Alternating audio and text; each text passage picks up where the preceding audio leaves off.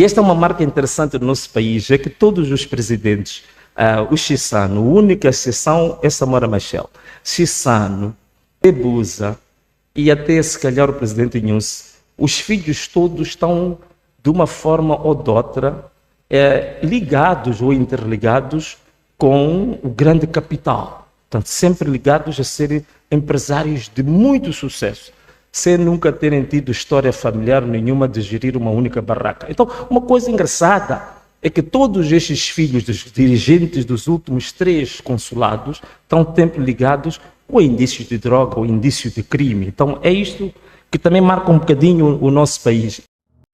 Primeira coisa que eu queria aqui, talvez para os mais novos, né? Os mais antigos sabem muito bem, em 1975, o país chega à independência, digamos assim, com uma manipulação de tempo, né? Porque se disse às 0 horas de hoje, de 1975, 25 de junho de 1975, já tinha passado 10-0, na verdade já era dia 26.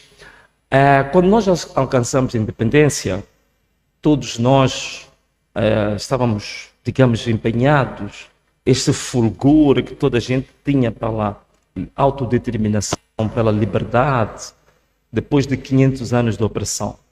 É lógico que essa independência depois, ela teve uma particularidade que os acordos de Lusaka, que já preconizavam lá eleições livres, justas e gerais, preconizavam o respeito pelas liberdades individuais e coletivas.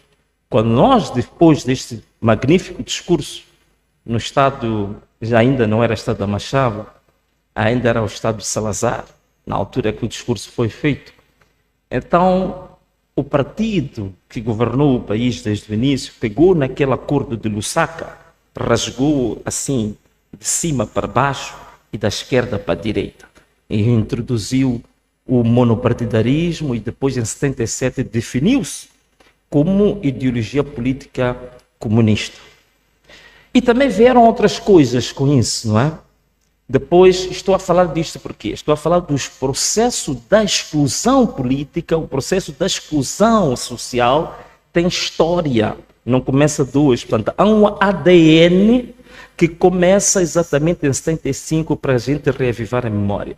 Logicamente que as pessoas que tinham pensamento diferente e começaram a aparecer políticos proeminentes na altura, que foram sujeitos aos campos de reeducação, começam os fuzilamentos. E eu gostava também, não sei se a produção está atenta ou não, mostrar a foto de uma mulher macua, uma linda mulher, não é? E eu fico admirado como é que já por volta dos anos 70 havia alguém tão bonita e tão bem tchunada como essa senhora que chama-se Joana Simeão, e que ela realmente dizia coisas incríveis. Ela era de uma estatura intelectual impressionante, que ela dizia que ela acreditava que logo após a proclamação da independência, Moçambique havia de enveredar por eleições gerais, livres e democráticas, multipartidárias. Então, esse foi o grande pecado dela.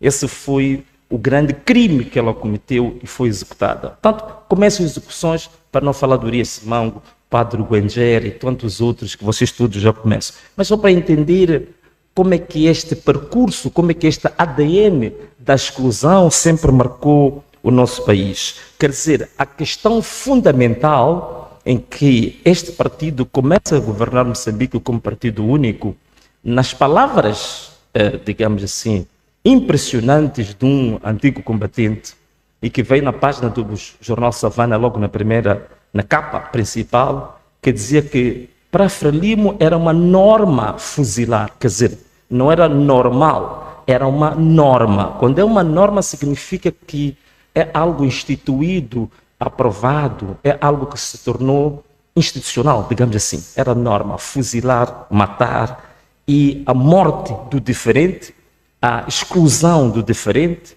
a exclusão de quem pensa diferente. Tem história, tem 50 anos até hoje. E depois nós viemos para uma nova fase, quando entramos na guerra civil, depois de 1 milhão de mortos, quase 4 milhões de deslocados. Então nós entramos para a fase, digamos, da chamada Segunda República, ou da República Constitucional.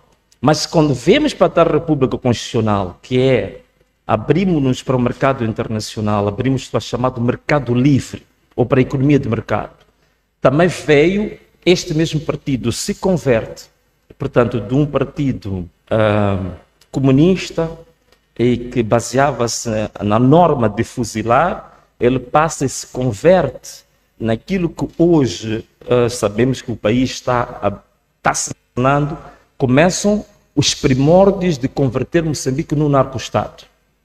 E a pessoa que de fato abre os olhos de todos os moçambicanos sobre os indícios de estar-se a converter o país num narco-estado, este senhor que está aqui, Carlos Cardoso, há 25 anos, ele escreveu um artigo muito interessante que falava do grande comércio da droga, em que a costa moçambicana já estava sendo descrita na literatura internacional como the heroin coast, isto é, a costa da heroína. E o pecado daquele senhor que eu vos mostrei também foi esse. Foi o pecado de falar da verdade, de despoletar e mostrar a verdade às pessoas, e o Carlos Cardoso foi assassinado. É nesta mesma altura também que começa a formação dos grandes chamados empresários de sucesso moçambicanos.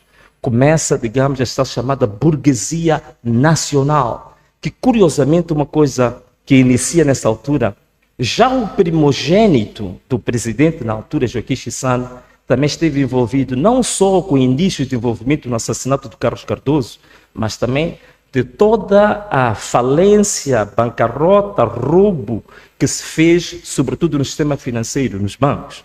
E esta é uma marca interessante do nosso país, é que todos os presidentes, o Chissano, a única exceção é Samora Machel, Chissano, Ebusa e até se calhar o presidente Inhosse, os filhos todos estão de uma forma ou de outra ligados ou interligados com o grande capital. Portanto, sempre ligados a serem empresários de muito sucesso, sem nunca terem tido história familiar nenhuma de gerir uma única barraca. Então, uma coisa engraçada é que todos estes filhos dos dirigentes dos últimos 3 consulados estão sempre ligados com indícios de droga ou indícios de crime. Então, é isto que também marca um bocadinho o nosso país.